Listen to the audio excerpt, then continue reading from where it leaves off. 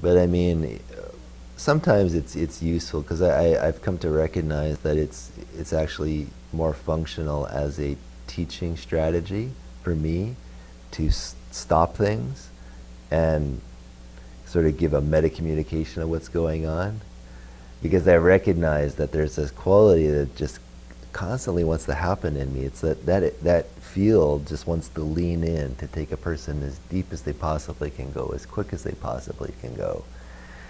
And there's more and more of a recognition that that's actually not always the best way. Most people can be served by slowing it down a little bit. Just because it has to do with building a relationship and trust and actually getting context for the mind. Because a lot of this too is if the mind's too afraid or it doesn't understand too much, it gets in the way.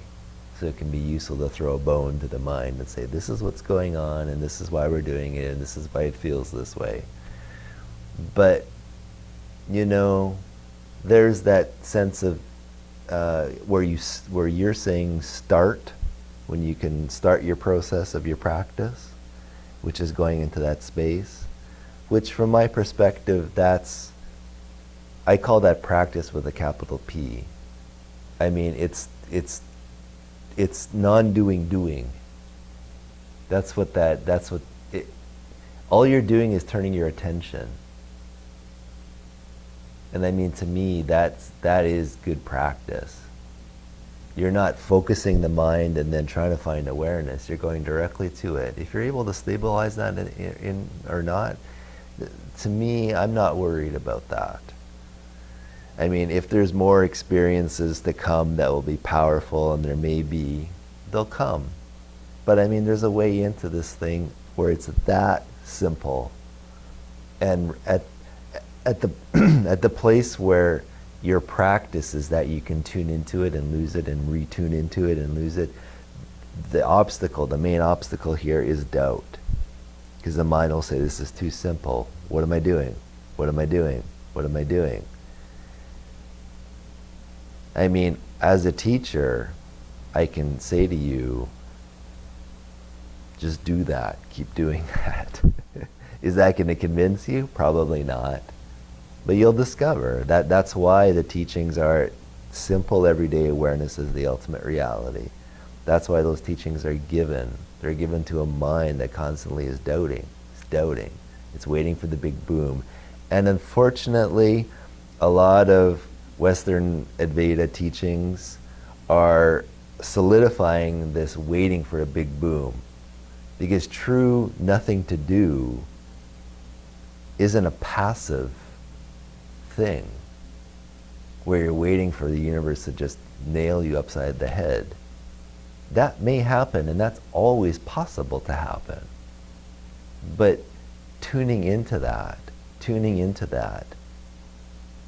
and resting, that's what resting as awareness is. You have to be able to tune into it. It isn't a concept in your mind, it's a direct experience where you actually somehow turn your attention to the unbounded state. Normally all those petals of awareness and attention are focused on the mind and the body. And by doing that, that loops identity, that loops the selfing mechanism. That's what causes the identity. All it is, it's a looping of energy. And it becomes so solidified, and the neural pathway is so reinforced that we're stuck in it. That's what samsara is. And so the way out is just do the opposite movement. And I mean, when it happens powerfully, like a lot of these fireworks displays, what happens is there's a boom. There's a massive energy and power and grace that happens. And so all of a sudden, all that energy is focused outward. We can say it's going outward into infinity in every direction. And usually we're just overpowered by the experience of bliss and presence and love, and we're just, energy. But the essence underneath all of that is just the simple turning that attention is just, it shifted gears from selfing to going out into infinity. And all that the experience is, even when there is a big boom experience, when all of that sort of fizzles down, what's left is just this ability to turn the attention there. And I mean, whether that effortlessness comes to you by doing that over and over and over and over again for years until it just becomes like you don't even have to do it anymore, or whether it comes in like a big boom grace experience. I mean, there's different ways to describe it, you know. Maybe it has to do with karma. I don't know. Past life influences. I don't know. On some level, it doesn't really matter. I mean, if someone's resilience of the mental structure requires us to spend, you know, a little bit more time and effort in maintaining that, putting a little bit more effort to doing that and sitting as that, or whether it just shows up one day and boom, there it is, and I did nothing. I mean, it's the same. This is the trick with teachings, because if your experience of you waking up, and every teacher is like this, and I wish more teachers would recognize this, their way of waking up becomes the teaching. Yes. Because it seems, well, it happened to me, so this is how it happens, and it's not actually true. It's not actually true. So it's useful to have this recognition of like, oh, that's going to happen, and I recognize that happens here. And that was my experience initially too, because I had one of these more dramatic shifts. And so I was just like, well, wake up. It's that simple. There's just, here it is. It's just, here it is.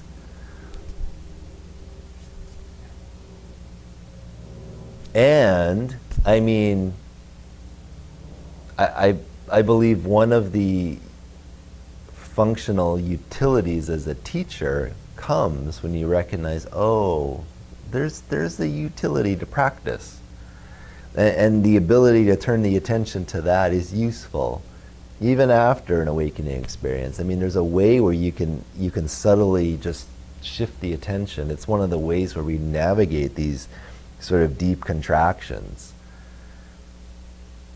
Part of the opening to emotions and that moment-to-moment liberation that I speak about is playing with being able to sort of just tilt the awareness. Because tilting it between body, point, sensation, and infinity is on some level what keeps the flow going.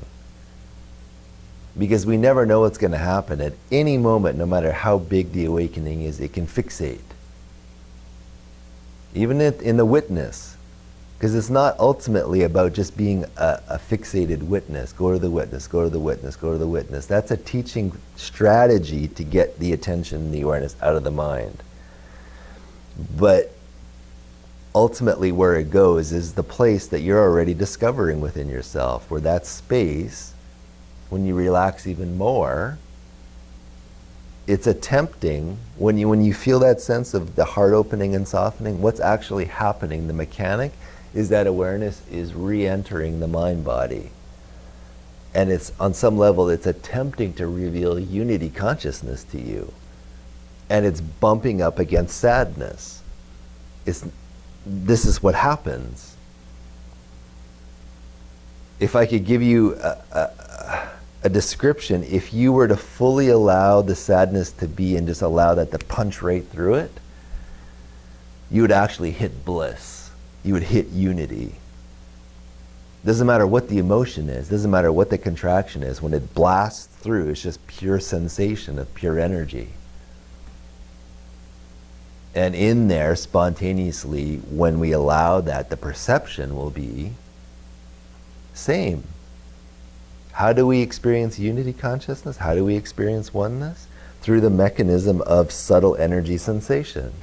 That's the mechanism. That's how it's seen. That's how it's experienced. And that ultimately, that energy sensation vibrating, felt in the mind body, is not separate from awareness and the witness. They're actually not two things. Initially, experientially, we can feel, well, there's sensation, and then there's pure awareness, there's sensation. That separation actually isn't there. That's part of the identity. I mean, there's the identity of like self and me and mind, but then there's the expanded identity of I am awareness and the witness and mind, but eventually even that unfixates and vibrates as one wholeness. So there's not actually a separation between anything anymore. And it's felt in the body, it's felt in the personality, it's felt, everything is vibrating as that. Even we can lose that, but then it's, oh, everything is that, it's that simple. And it doesn't need to be like so powerful, it can just be subtle. And that's the deepening as well. It gets subtler and quieter and simpler and less dramatic. Just quiet. I mean, when I speak about awakening of the gut, the belly, no self, it's basically moving to like a 0 point. It's not a I amness, because there's a place where even the I amness dissolves back into nothing. So I mean, the whole internal experience dissolves, the whole internal experience, from contraction to bliss, the whole thing. I mean, not all teachings point towards that, but Adi's teaching definitely does. That's what no self is. No self means no self, with a small or a capital. None. It's just nothingness. Everything is that nothingness, you know, it's alive. But I mean, it's not even a practice. You can't even go there on your own. You're taken there. The most you can do is tune into awareness. And the more you do that with that invitation of the softening into the heart, I mean, that's fully expanded self. When you go into the witness, that's what awakened mind is. That's what the witness is. That's what awareness is. When that awareness, and then you can go into the body, into the sensations, and there's that quality of experience. When those two merge, or when they're recognized to be a superfluid movement, and you recognize that, oh, they're not actually two, the experience is different, and how close you are to experience is different, but they're actually, it's one expression of consciousness. And that consciousness is known through the sense of, well, I am it. I can't get away from it. It's awareness. How do I even know it's there? You can't know anything unless you're there. And it's not a solid, like, mind, me identity. It's you are that space. Whether you say it to yourself or not, it doesn't matter. And this is the trick too, because you can have that experience and yet the mind spins and tries to figure it out, and the mind's not going to go away. You just have to learn to not trust it more and more. It's always going to throw doubts.